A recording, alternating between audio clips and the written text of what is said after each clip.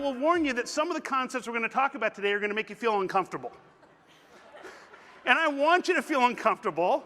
I want you to have a different perspective about sales and selling and how you grow your business than maybe you've had in the past. I want you to consider that no matter how successful you've been, that perhaps there's some different things you can do to modernize your approach to business growth that will help shorten sales cycles, reduce that fee compression a little bit, shift the focus from price to value, and help you become even more successful.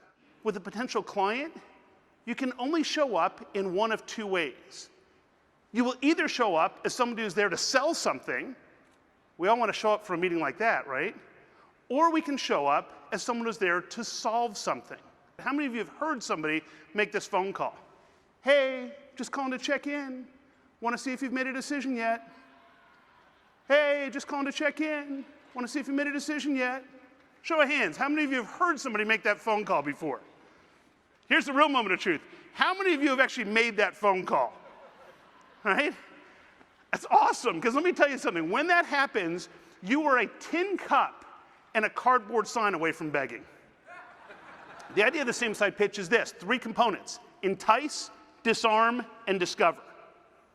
First, we entice by sharing problems that we solve with dramatic results. Now, once again, I'm not talking about results like rate of return. I'm talking about results, peace of mind, having a great product, all the T's crossed, the I's dotted. We then disarm the notion that we're just there to sell something by acknowledging that not everybody's a great fit for us. And then we trigger a discovery phase to learn more about their situation to see if we can help. In order for your client to hire you, there are 2 things they have to do that make them very uncomfortable. The first thing is they have to acknowledge that maybe they made a mistake. And the second thing they have to do is they have to fire the person who they liked enough to hire to begin with. Price, and for that matter, all objections matter most when the seller believes price matters most.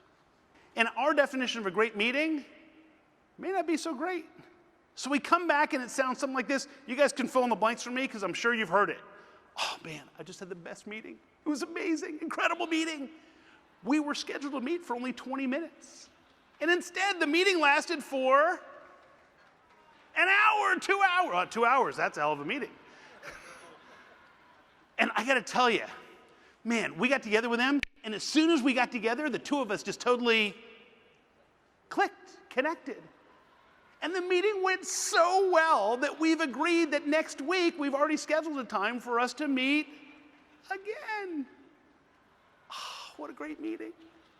And it would be a great meeting if it had been set up on Match.com.